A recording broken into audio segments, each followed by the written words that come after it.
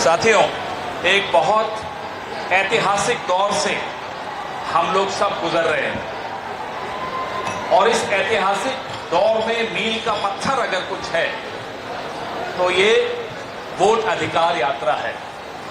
इसका असर ऐसा है कि कल वोट अधिकार यात्रा शुरू हुई और ज्ञानेश कुमार गुप्ता जी को प्रेस कॉन्फ्रेंस करनी पड़ी।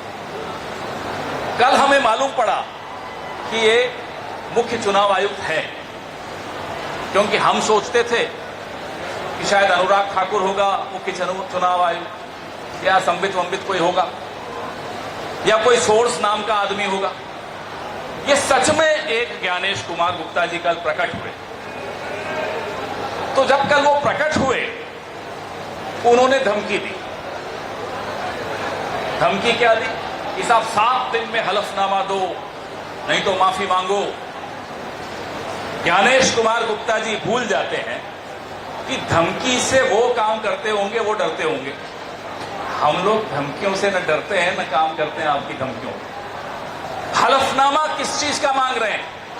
हलफनामा मांग रहे हैं कि जो कागज ज्ञानेश कुमार गुप्ता जी के चुनाव आयोग ने राहुल गांधी जी की टीम को दिए, वो कागज सही है या नहीं, उस पर हलफनामा मांग रहे हैं। अपने ही कागजों पर भरोसा नहीं। हमें भी भरोसा नहीं है आप पर, न आपके चुनाव आयोग पर, लेकिन हलफनामा ये मांग रहे हैं। कल उन्होंने कुछ बातें रखी। कहते हैं कि सीसीटीवी फुटेज देने से मां बहनों की इज्जत पर असर पड़ता है। आप देखिए, माफ कीजिएगा, ज्ञानेश गुप्ता जी क्या क्या देखते रहते हैं, क्या क्या करते रहते हैं, उससे हमें कोई मतलब नहीं। उनके मन में भी ऐसे विचार कैसे आते हैं हम नहीं जानते। ये गुप्त ज्ञान हमारे पास नहीं है, गुप्ता जी के पास हो। लेकिन जो सीसीटीवी फुटेज 45 दिन तक सही है, 46वें दिन वो मां बेटियों के, मां बहनों की इज्जत पर कैसे सवाल या निशान उससे लग जाएगा, ये बात नहीं समझ में आई। और अगर सीसीटीवी फुटेज से किसी की इज्जत का हनन होता है तो करोड़ों रुपए खर्च करके सीसीटीवी का बंदोबस्त क्यों किया? गुप्ता जी, कोई गुप्त ज्ञान इस पे भी हो तो बता दीजिए। नहीं बताइए। अब गुप्ता जी फिर कहते हैं कि सुप्रीम कोर्ट का एक आदेश है कि मशीन रीडेबल वोटर लिस्ट नहीं दी जा सकती। ये कहा उन्होंने 3, साढ़े 3, 4 बजे कहा होगा। 7 बजे मशीन रीडेबल डिलीटेड वोटर्स की लिस्ट 65 लाख लोगों की मशीन रीडेबल लिस्ट अपलोड कर दी। तो या तो गुप्ता जी को स्क्रिप्ट आती है भाजपा मुख्यालय से, कहीं कोऑर्डिनेशन की दिक्कत आ गई। जो चीज 4 बजे प्राइवेसी का हनन है, निजता का हनन है, वो 8 बजे अपलोड कर देते हैं। और हम उनको चुनौती दे चुके हैं कि बताइए सुप्रीम कोर्ट का कौन सा ऑर्डर है। तो कल एक इनसे पहले वाले जो थे वो हल्की फुल्की शायरी करते थे। ये ज्ञानेश गुप्ता जी एक बहुत ही हल्के टीवी सीरियल के बहुत ही पिटे हुए डायलॉग राइटर की तरह कल प्रेस कॉन्फ्रेंस कर रहे हैं। एसआईआर के विषय पे मेरे सहयोगी, उसके जो खामियां हैं, उसके जो नुकसान हैं, उस पे मेरे सहयोगी कन्हैया जी आपसे मुखातिब होंगे, बात करेंगे। लेकिन जिस तरह से इस देश का चुनाव आयोग चल रहा है, इससे चिंता नहीं, बहुत बड़ी परेशानी हम सबको होनी चाहिए कि ये लोग चुनाव करवाते हैं, सबूत इनके सामने है, सबूत इन्हीं से जो कागज मिले वो हैं। फिर कहते हैं साहब न मैं पक्ष न मैं विपक्ष, मैं समकक्ष, पता नहीं कुछ ऐसी बात कही। अगर आप पक्ष विपक्ष नहीं होते तो राहुल गांधी की प्रेस वार्ता के बीच में आप उन्हें नोटिस दे देते हैं। अनुराग ठाकुर को प्रेस कॉन्फ्रेंस किए हुए आज 5वां दिन हो गया, वो ही नोटिस। अब बताइए पक्ष है या विपक्ष है या समकक्ष है? तो एक मजाक किया जा रहा है हमारे वोट के नाम पर, और इसका नुकसान बहुत भयानक होने वाला है। वो नुकसान के बारे में चर्चा, जैसा मैं आपको कहा, कन्हैया जी करेंगे। लेकिन ज्ञानेश कुमार जी को ये विश्वास कहां से आ रहा कि वो इस तरह 1.25 घंटे में मजाक करके चले जाएंगे, सवालों के जवाब नहीं देंगे, लीडर ऑफ ऑपोजिशन को धमकी देकर चले जाएंगे, जो कि पूरा विपक्ष अगर मिला के देखें तो लगभग 60% हिंदुस्तान को रिप्रेजेंट करता है, प्रतिनिधित्व करता है। आप 60% हिंदुस्तानियों को धमकी देकर चले जाएं और सोचें हम डरेंगे, माफ कीजिएगा, आप गलतफहमी का शिकार हैं। मैं एसआईआर पे, क्योंकि हम ये पूरी यात्रा जो निकाल रहे हैं एसआईआर पे निकाल रहे हैं, एसआईआर में जो खामियां हैं उसके खिलाफ निकाल रहे हैं, तो मैं अपने साथी कन्हैया कुमार जी से आग्रह करूंगा कि इस पर वो अपनी बात रखें।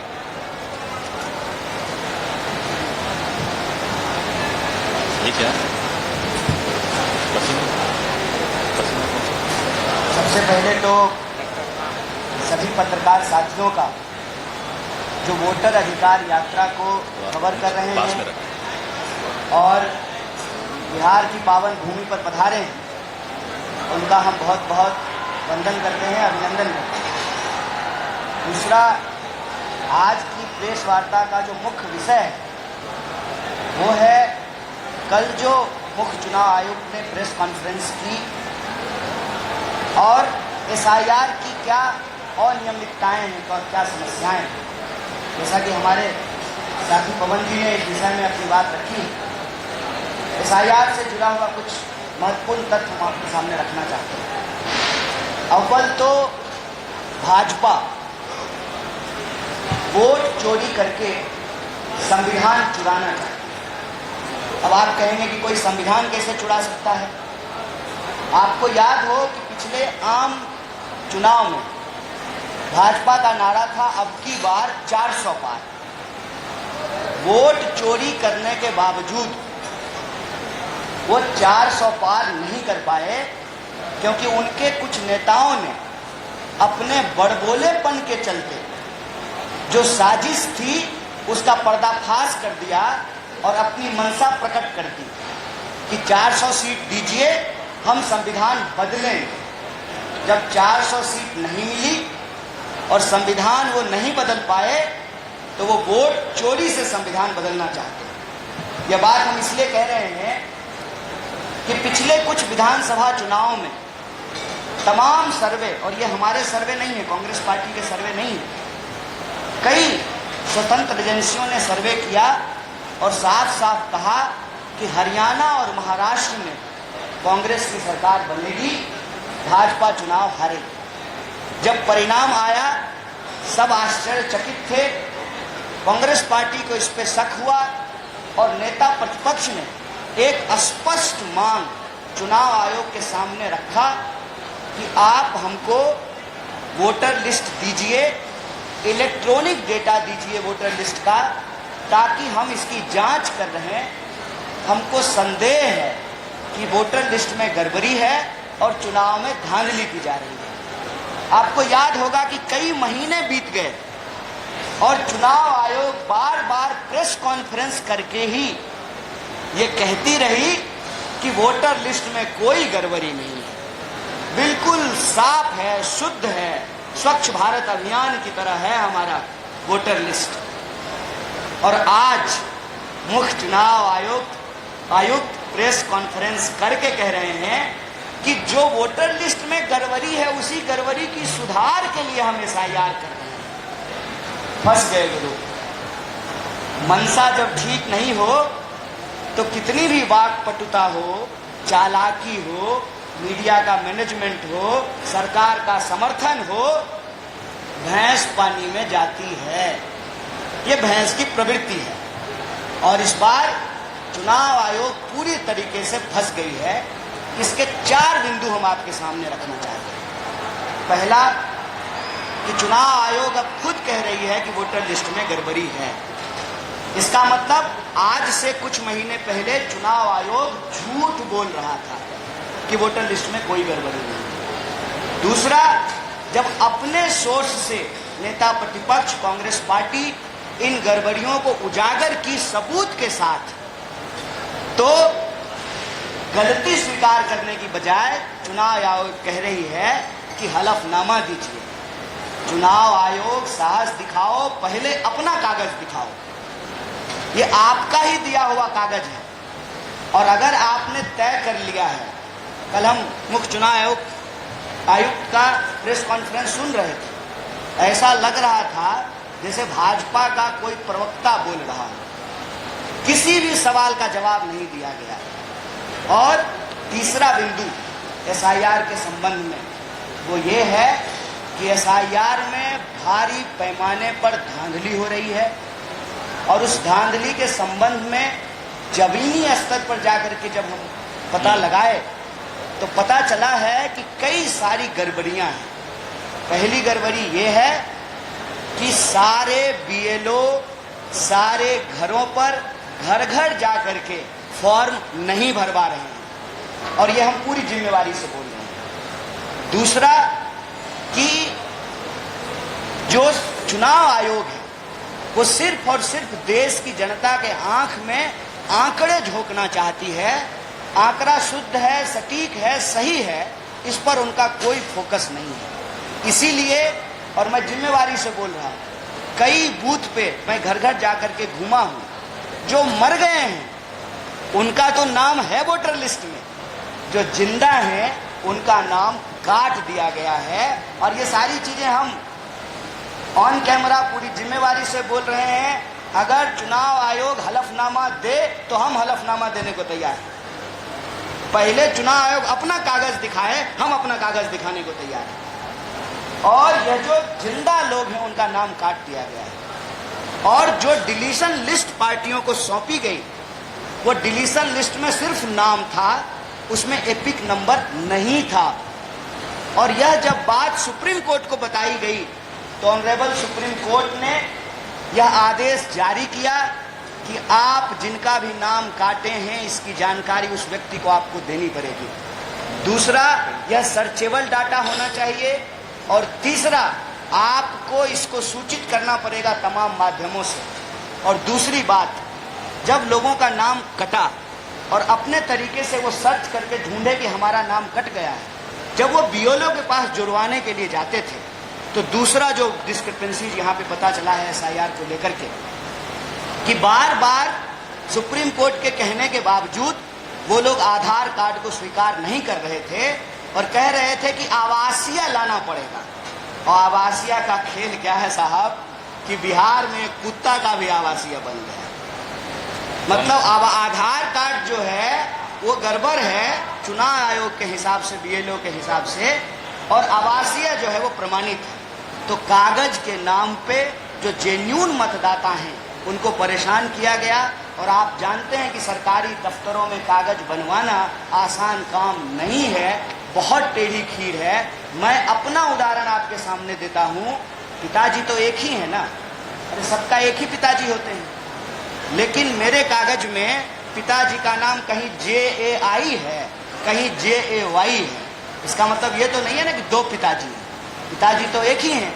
और इस छोटी सी गलती के चलते जो आम मतदाता हैं, जेन्युइन मतदाता हैं, उनको परेशान किया जाता है। इसी से संबंधित एक और महत्वपूर्ण विषय है, वो ये है कि अगर आप पहले से मतदाता हैं तब आपके लिए फॉर्म 6 भरना जरूरी नहीं है।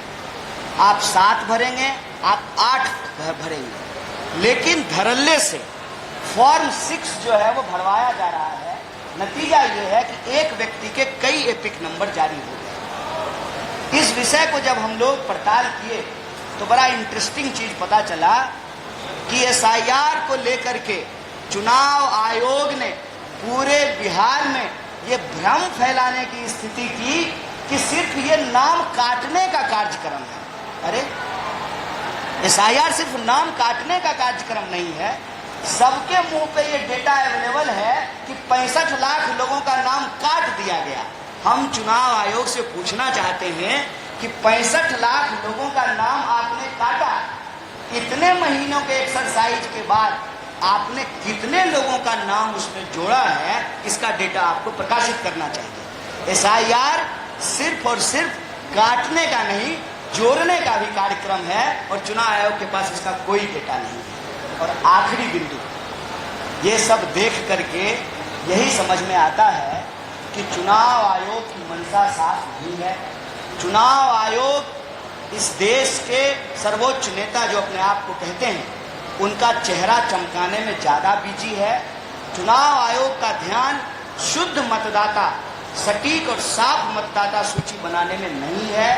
हम चुनाव आयोग से मांग करते हैं कि अगर आपकी मंशा साफ है तो आप सही डेटा प्रकाशित कीजिए, शुद्ध वोटर लिस्ट तैयार कीजिए और एसआईआर के नाम पर जो पहले वोट चोरी से सरकार चुराने की कोशिश की गई, आज एसआईआर के माध्यम से सीना जोड़ी से सरकार चुराने की कोशिश की जा रही है।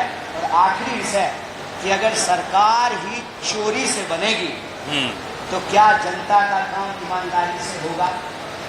और जनता का काम यदि ईमानदारी से नहीं होगा तो आप हमें बताइए कि इस देश की गरीब गुरबा जनता, जिसके पास एकमात्र अधिकार है वोट का अधिकार, जिसके बदौलत वो अपने रोजी रोटी, कपड़ा, मकान, शिक्षा, स्वास्थ्य, बिजली, पानी और अधिकारों की रक्षा कर सकती है, उस जनता के सामने क्या विकल्प है? मसलन अगर सरकार ही चोरी से बनेगी तो नेता को क्या फर्क पड़ता है? वो क्यों जनता की बात को सुनेंगे? उनको जब मालूम है कि जब चोरी से ही प्रधानमंत्री और मुख्यमंत्री बनना है तो वो जनता के सवालों को क्यों सुनेंगे? चोरी से बनी हुई सरकार जनता का काम ईमानदारी से नहीं करेगी। इसीलिए हम बिहार की जनता से अपील करते हैं, एसआईआर वोट चोरी का एक सीधा तरीका है, ये सीना जोड़ी है, इसके खिलाफ अपनी आवाज को बुलंद कीजिए। वोट का अधिकार रहेगा तो आपका रोजी रोटी का अधिकार भी बचेगा। जब सरकार बनेगी ईमानदारी से तभी तो माई बहन योजना लागू होगा, तभी तो नौजवानों को रोजगार मिलेगा, तभी तो जो है लोगों को पेंशन मिलेगा, तभी तो किसानों को उनके फसल का दाम मिलेगा।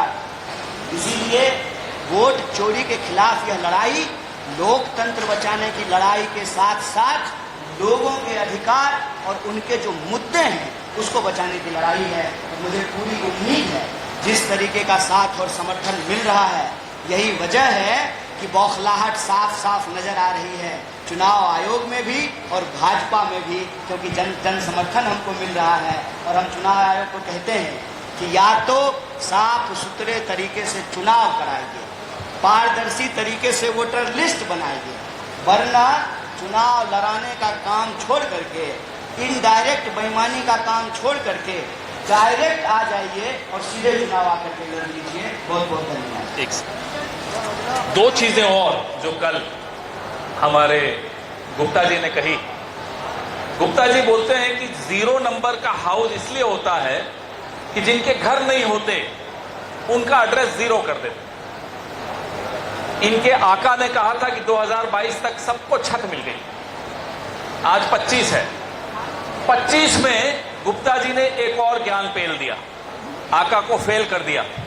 कहा कि 0 नंबर के लाखों लोग हैं जिनके पास छत नहीं है। नंबर 1। नंबर 2, पिता का नाम कई जगह लिखा हुआ है DCJHQ IMNLOP। अब गुप्ता जी इसका जवाब क्या देंगे हम आपको आज ही बता देते हैं कि भाई उनको उनके घर वालों को लिखना नहीं आता अंग्रेजी में, इसलिए लिखते हैं ILNMFPPQRSTUV। ये आप लोग भी कल काफी हंसे, मुझे मालूम पड़ा कि जब उनकी प्रेस वार्ता चल रही थी तो बड़ी उम्मीद से आप लोग बैठे थे कि आज कुछ धमाका होगा। हमें तो खैर कोई उम्मीद नहीं थी। तो फिर जब आप लोग हमसे मिले तो मैं देख रहा था सब हंस रहे थे। हमने क्या हुआ, बोले साहब 2 घंटे का मजाक सुनकर आए।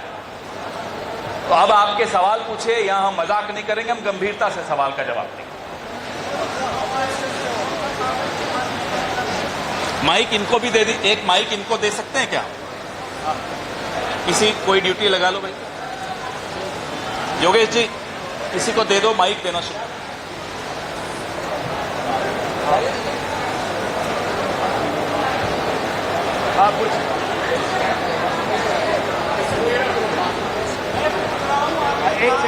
एक मिनट रुकिए, 1 सेकंड। देखिए, मैं जो कहा कि चुनाव आयोग साहस दिखाओ, पहले अपना कागज दिखाओ। हम अपना कागज दिखाने को तैयार हैं। ये दो संदर्भ में कहा। एक कि चुनाव आयोग के पास एक ही कागज होता है, वो है वोटर लिस्ट। हम उनसे बार बार कह रहे हैं कि हमको वोटर लिस्ट दीजिए, इलेक्ट्रॉनिक डेटा दीजिए, सर्चेबल डेटा दीजिए, ताकि हम वोटर लिस्ट की गड़बड़ियों की जांच कर सकें। और दूसरा कि आप ये गारंटी लीजिए कि आप कहिए कि वोटर लिस्ट में कोई गड़बड़ी नहीं है और इसको लेकर के हलफनामा डालिए। हम ये हलफनामा डालने के लिए तैयार हैं कि जो चुनाव आयोग वोटर लिस्ट दे रही है उसमें गड़बड़ी है। हम चुनौती देते हैं कि आप अपने वोटर लिस्ट को लेकर के ये हलफनामा दीजिए सर्वोच्च न्यायालय को कि हमारे लिस्ट में कोई गड़बड़ी नहीं है। हम आपके साथ साथ हलफनामा देने को तैयार हैं कि आपके ही वोटर लिस्ट से हमने गड़बड़ी निकाली है और इसमें गड़बड़ी है और ये गड़बड़ी आपने जानबूझ करके फैलाई है ताकि भाजपा को फायदा हो जाए। मेरा सवाल है, बोलिए बोलिए। चुनाव आयोग का कहना है कि वोट चोरी के शब्दों का इस्तेमाल करना संविधान का अपराध करने जैसा है। तो संविधान का अपमान करना ऐसे शब्दों का इस्तेमाल करके और लोग उनको कहिए वोट चोरी करना बंद कर दें, हम ये शब्द इस्तेमाल करना बंद कर दें। Sir, Rishabh from Times. Now there are two questions. One, that when the election commission say that even the usage of vote chori is unconstitutional, what is your reaction to it? Because they say that Doing chori is constitutional. Using the word chori is unconstitutional. Is this the new constitution written by Gyanesh Gupta? And the second question, What is this? BJP We have proved in Mahadevpura that the election was stolen. We have given documents which were provided to us by the same election commission. Of course, we were given physical copies and Anurag Thakur was given readable, machine readable copies. That's a different thing. Sir, one more question. BJP has now tweeted that this is not Vote Adhikar Yatra, but Ghuspaitiya Bachao Yatra. This is again BJP BJP. Amit Malviya has tweeted this. Your reaction on that, sir? देखिए, जब अब राहुल जी कहते थे, English या हिंदी, जब राहुल जी कहते थे चुनाव 24 के चुनाव के दौरान ये संविधान के खिलाफ हैं, संविधान बदलेंगे, संविधान पे हमला करेंगे, देखिए ये सामने कर रहे हैं। इस देश के नागरिकों को घुसपैठिया बताने में एक कारण तो यह है कि इनका संविधान के प्रति इज्जत सम्मान नहीं है। दूसरा, अपने ही गृह मंत्री के खिलाफ अविश्वास प्रस्ताव बीजेपी की आईटी सेल ने आज पारित कर दिया। गृह मंत्री कौन? अमित शाह। सरकार किसकी पिछले 11 साल? भारतीय जनता पार्टी। फिर भी बॉर्डर से घुसपैठिए, आगे बताइए ये फेलियर है या नहीं है? हटाइए अमित शाह को, फिर उनको बना दीजिए आईटी सेल का और खुद बन जाइए गृह मंत्री। कन्हैया जी भी कुछ कहेंगे इस बारे में। देखिए, मेरे ख्याल से अमित मालवीय एक बहुत ही धोखेबाज आदमी है, जिसके पप्पा से पैसा लेता है सैलरी के रूप में, उसके पप्पा को ही बदनाम करता है। तो बहुत गलत बात है। जय शाह के बाबूजी से सैलरी लेता है, आईटी सेल चलाता है और जय शाह के बाबूजी को ही गोबर में फंसा रहा है। बताइए, बॉर्डर सिक्योरिटी फोर्स को कौन देखते हैं? सीमाओं की सुरक्षा करने का काम किसका है? पवन जी का। पवन जी गृह मंत्री हैं, रक्षा मंत्री हैं। कौन सरकार चला रहा है? अगर कोई घुस आया तो चौकीदार का प्रॉब्लम है भैया। तो वो कह रहे हैं कि चौकीदार चोर है, तो कहिएगा कि चौकीदार को चोर क्यों कह रहे हैं? इसीलिए तो कह रहे हैं कि चौकीदारी ठीक से नहीं कर रहा है, सीमा की चौकीदारी नहीं कर रहा है। अंबानी अदानी के सामने उनके घर के बाहर बहुत मुस्तैदी से खड़े हैं, इसका मतलब सीमाओं को इन्होंने छोड़ दिया है। यह सवाल अमित मालवीय को जय शाह के पप्पा से पूछना चाहिए। He is the right person to ask.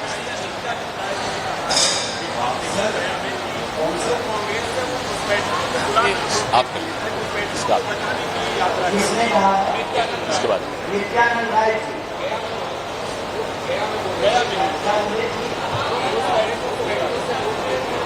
अच्छा, आप इनसे जो है कौन लोग घुसपैठिया जरा हाथ खड़ा कीजिए। हम हाथ खड़ा करवा दें। अरे हाथ खड़ा कटा हुआ है, जिसका नाम कटा है खड़ा। कल मंच पे जिनका नाम कट गया है, जिंदा है, उनको मरा हुआ घोषित कर दिया है, वो तो हमने सबूत दिखाया है। हम तो सबूत के साथ बोल रहे हैं। वो सबूत दें कि कौन घुसपैठिया है। और अगर कोई घर में घुस आया है तो आप क्या कर रहे थे? सरकार चला रहे थे कि रील बना रहे थे कि बेटा बेटी को जो है लंदन में सेट करने में लगे हुए थे। जिम्मेवार कौन है? सीमा की सुरक्षा की जिम्मेवारी किसकी? और कह रहे हैं यदि कि घुसपैठियों की जांच के लिए हम SIR करा रहे हैं तो फिर जिनका नाम काटा है वो तो भारत के लोग हैं। इसका मतलब आप भारत के नागरिकों को घुसपैठिया कह रहे हैं। ये सब मुद्दे को भटकाने वाली बात है। उनको कोशिश करने दीजिए। इन प्रयासों से भाजपा में उनका कुछ कद बढ़ सकता है, लेकिन जनता में जो है उनका कद लगातार घटता जाएगा। माइक वाल एक सेकंड भैया।